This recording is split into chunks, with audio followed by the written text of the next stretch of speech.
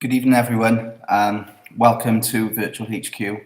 Thanks to my colleagues, especially Dean Lewis, and of course Lewis from the Unprofessionals Group for setting up this event and inviting me to talk to you. Really grateful. I hope you had a chance to have a look around and try out Virtual HQ and some of its functionality. I think I might have saw a few jet skis being attempted to be driven anyway when I popped in earlier. After I finish the talk, should anyone still be around, I'm going to pop in as my avatar as well, and I'd love to say hello and meet you guys. Just wanted to have a chat about perhaps our entrepreneurial journey, I guess, to get where we are at the moment. Some of it good, some of it bad. Show you some of our work and perhaps to give an insight into how this type of technology is really changing the future of how we access the internet and how we do business. I'm going to attempt to share my screen and on this YouTube live, and hopefully that works, because we do have a presentation that's been prepared, and I'll just see if I can do that now. Hopefully someone can text me and say that you can see that. Okay, so we've been described as the fastest growing 3D web company in the world, even, little old us from who started in Wales, and we've been described as one of the earliest kind of pioneers of Web3 technology in terms of immersive environments, and that always makes me smile because it certainly wasn't the case, especially at the start. So we started this journey about 9 years ago now, and it wasn't just a niche piece of technology or a niche vision. It hardly existed. So it's really interesting how quick that it's gone from where we started and where we are today. When I think about some of our clients we deal with, from Deloitte, Estee Lauder, Shell, the Ministry of Defence, the fact we've got institutional investors, the fact we've got a real elite development team, a team of innovators who are pushing the technology forward all the time. It does make me smile when we look back, because not only did no one believe in this type of technology, they didn't believe. There's a little laptop behind the computer there that has a significant story behind it, and I'll talk to you about that in a moment. But first of all, this is a clip from the David Letterman show, way back when, with Bill Gates, when they're discussing the first iteration of the internet. Just going to try and play this for you now.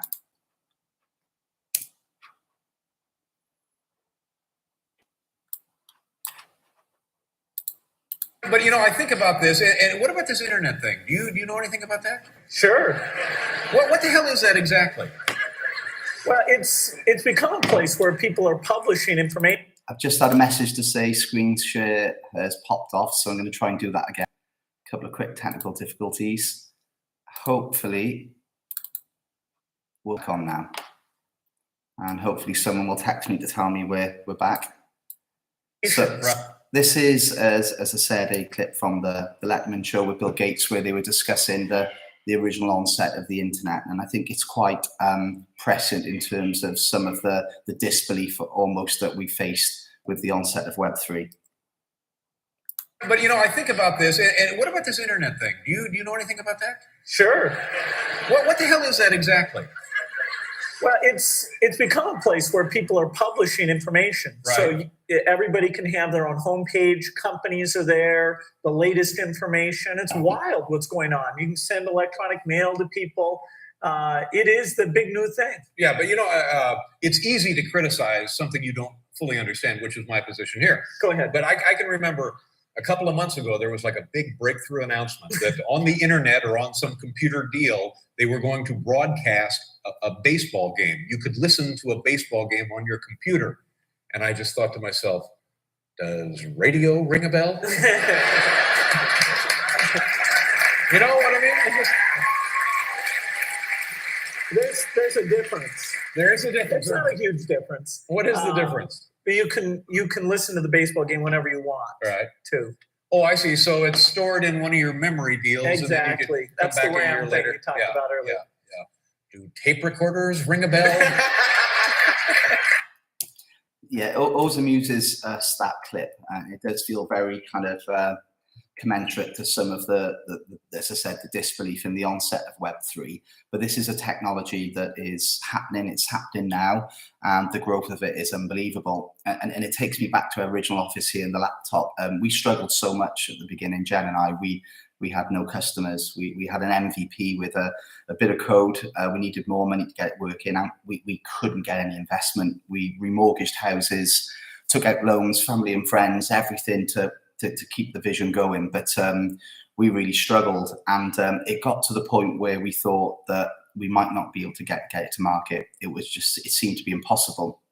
There was just no buy-in whatsoever, and we knocked so many doors and hustled so much, but we couldn't do it. So the laptop is significant there. It was kind of the only asset the company owned, and we decided to do one final try. So we wrote to 100 people on LinkedIn. It was actually a bit of fun, who described themselves as investors, and we give them a big pitch and said, you know, can you invest in us? Can you see this? 99 of them didn't reply. One guy replied and said he would meet us. We couldn't find anything about him online. Very mysterious. I didn't think he would have the money that we required, but he did invite us to London for a meeting, to a small office there. But the problem we had is we literally couldn't afford the train fare. We were maxed out of everything. So that laptop on the desk, we actually put it on eBay and sold it, and it got about £300, if I recall. And that paid for the train tickets to do this final meeting. So it felt very much like fate was going to intervene one way or the other. So we went to London, we did the meeting, we came back, we didn't hear anything for quite some time, and we were very despondent. And then all of a sudden, without any warning, the money's literally turned up in our bank account.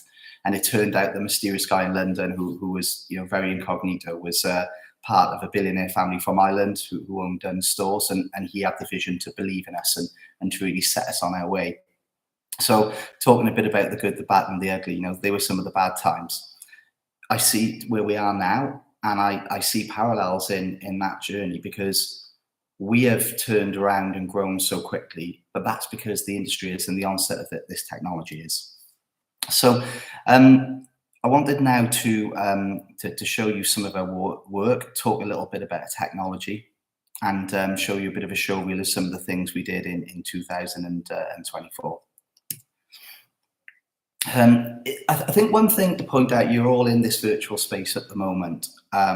This is one product of a virtual HQ, a disruptor to Teams and Zoom.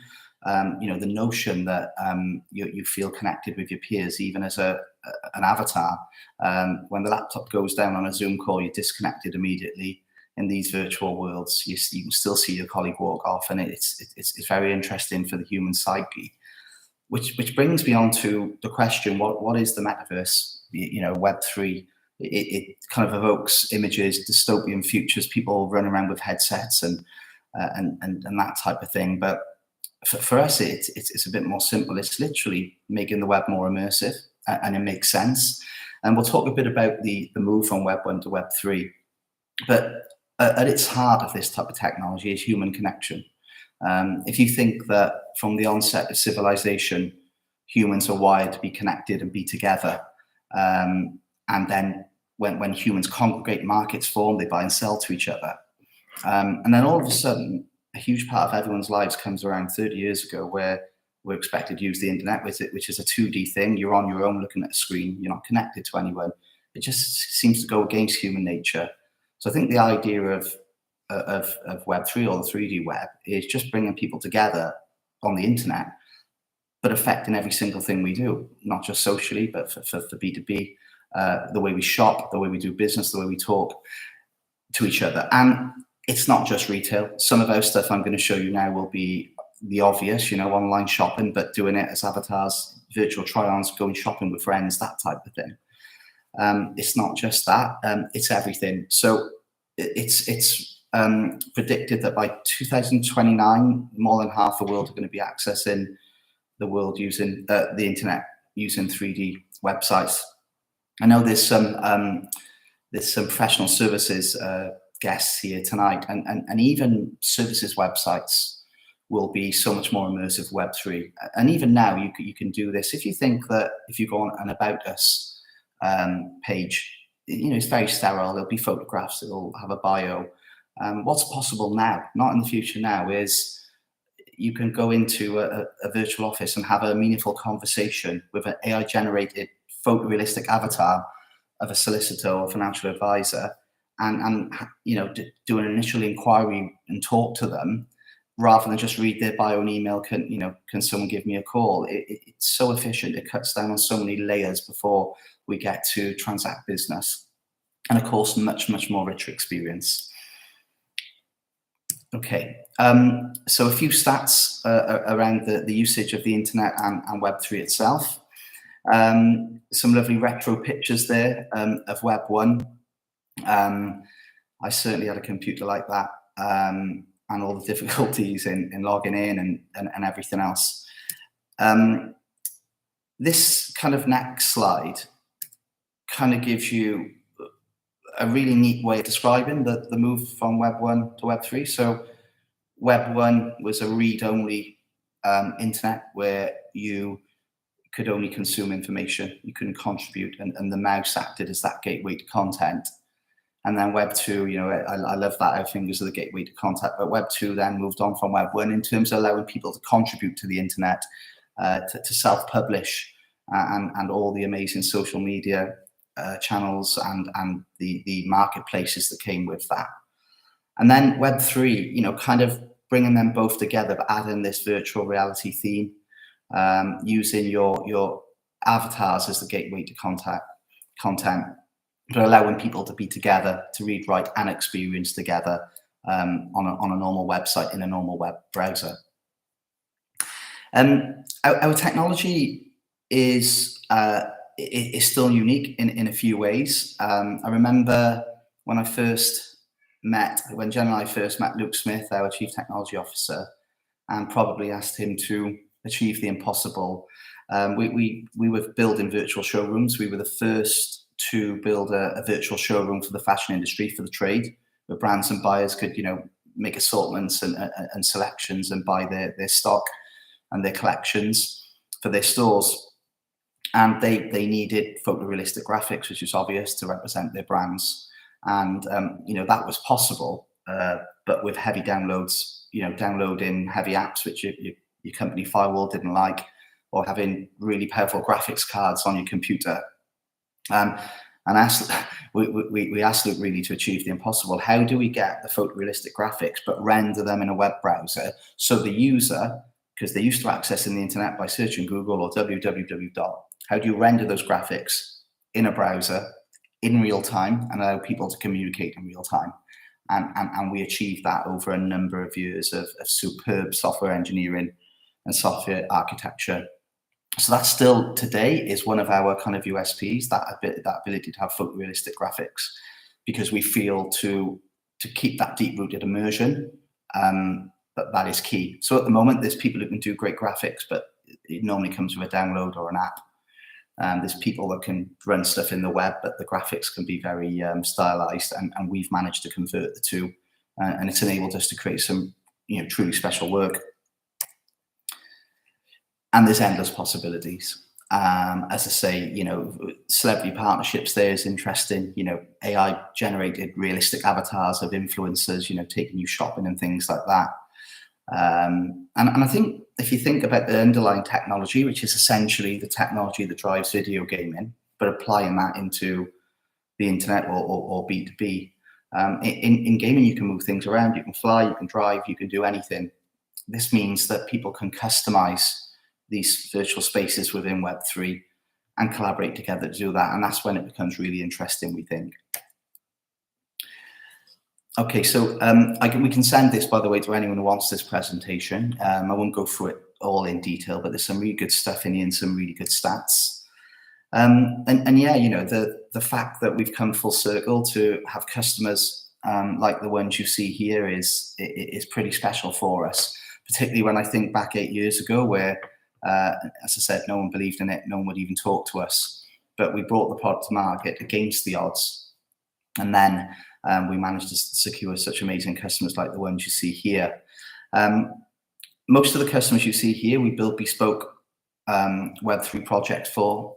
They're all very different, from Harley Davidson, wholesale trade showroom, and Barber, to doing stuff for the Ministry of Defence, to doing retail shopping experiences for Estee Lauder, and then Team GB. We've done a great project for them, which I'm going to show you a little bit about in just a second. It just shows how quick this has moved, and for me, it doesn't matter what industry you're working in. The quicker you get on board with this type of technology, no matter where you work, the better. Not only do we do bespoke stuff for these customers, we've now started developing SaaS products, which is where, if we talk in a business sense, this is where our future lies. It's where the big exits will come. And in Virtual HQ, you're in a SaaS product, that ability to buy a software product off the shelf, very little integration. In our case, you can just go and use straight in. There are 2 others in the pipeline in the next few months, and another 2 by the end of the year. So there's definitely a huge market for us in SaaS products. But then there's also enterprise SaaS. Even in Virtual HQ, some big clients are already asking us if we can customize and make their space bespoke, or make it a digital twin of what they've currently got. Okay, I'm going to flip over these 2 things and just show you, this is something we did for Two-Face. I'm not going to show you everything we've done, but I'm going to show you something specific. I like this one. This originally, this space was a condo project for a company in America. The property industry approached us, said, right, you do these great graphics. Well, can we build off-plan properties in it? And then we can sell them. We used this space then to demo to IKEA of the capabilities of AI-powered shopping assistants. There's my avatar there, being asked questions and answering them. The products in this kind of in this room. You see how great the graphics are. You can see the customization options there. And yeah, it's a really good one to show off this, because it shows the graphics, it shows social shopping, invite a friend.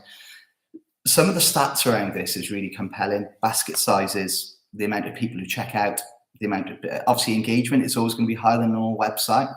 But when you're shopping in there with someone, you're less likely to be distracted. You're less likely to go on your phone and scroll, answer a text, because you're engaged with a fellow human. This next bit also shows how you don't have to reinvent your e-commerce or your logistics or your fulfillment to utilize 3D web. In this case, and in our platform, any product can be linked back to the product page of the existing e-com website, and people can check out as normal on there. Another interesting stat is the amount of people who take or utilize their first visit 10% off when they have to complete a game or a task or do something fun to achieve it. It's amazing the amount of people who buy and don't use those 10% discounts or don't remember to copy the code. With the Estee Lauder, the Two-Face experience that I just quickly passed by there, we did all sorts of games where people had to work for the 10%. And human nature is when you work for something, you attain it and you achieve it, you're more likely to value it. And we did this cool thing in here where there's a cat in the bedroom next door, and we asked it how IKEA meatballs are made, and the cat answered us. Just shows the kind of fun, immersive element of this type of technology that you could never ever do or achieve on on a standard 2D website. So it's really easy to see how there's much more dwell time, much more immersion, much more conversion, and how commerce is quickly shifting into this type of technology. So although the technology is still kind of niche in a way at the moment, nearly every big company you've heard of are doing something or planning to do something. And I think that the end game will be that you'll land on a website and you can enter the 2D website or the 3D website. Other real cool things that we've done for the likes of Estee Lauder is put little games on websites, really good distractions from waiting in queues and things like that. Everyone hates live chat. The future of live chat is avatars of famous people talking to you or having a conversation, or you playing a game while you're waiting to go up in the queue and things like that. So it serves as a great distraction. Okay, so this is a big piece of work we did in 2024 for the Olympics. It was all around the psychology of the mind of an athlete, the struggles they face, and the sacrifices they make, you know, and some of these athletes, they're only famous for a day and then they're nothing, and they feel a big, huge come down. It's very difficult for them, and obviously with the Paralympics as well, especially. So, so using 3D technology and all this cool tech, we were able to build this cool experience, which went pretty rival. I'm just going to show you a 60-second video of that now. What does it take to be a champion? And how can I make you understand what it feels like? The highs and the lows. How can I help bring what I've learned on the global stage to a wider community? What I've learned about strength and about acceptance. Our changing attitudes, our changing values, to help you understand how you can play a role in our changing world. Maybe I can show you. Welcome to the inside of my mind, by the way. I hope you're enjoying the view.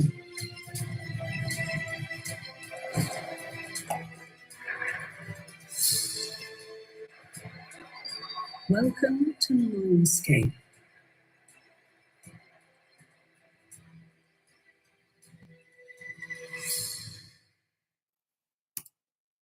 Yeah, that actually reminds me of some of the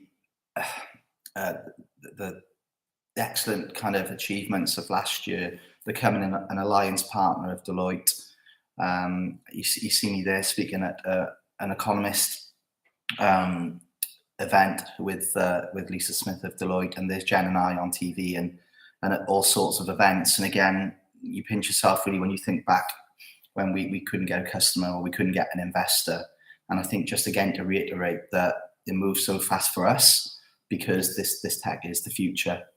We firmly believe that, and we firmly believe it's a fantastic way to engage clients and keep clients kind of immersed and happy, which is what we all want. I'm just gonna leave the share screen now, and hopefully you guys can see me. I'm just gonna check my notes to see if I've missed anything. And I just wanted to say actually that as a founder, always hustling. And if anyone wants to try out Virtual HQ, which can be from teams of 2 people all the way up to large departments, we're happy to offer a 20% discount to anyone from the Young Professionals group who wants to try it out. It's cheaper than Zoom and Teams and everything else, and it can do everything that Zoom and Teams can do, but obviously in a much more immersive way. So I think that's probably a little bit. That's probably it for me at the moment. I hope you enjoyed the chat. I didn't want to go on for hours, which I sometimes do, as the team will tell you. But yeah, I hope you enjoyed, getting a bit of an insight into the technology and its applications for it. I'm going to pop off the live stream now, but come in as my avatar, and it'd be great to say hello. And obviously, if you've got any questions to any of the Brand Lab guys or myself, let me know. But thank you again to Dean Lewis and to Lewis for inviting me to talk today, and I hope you enjoyed it. And I'll see you in Virtual HQ. Thank you very much.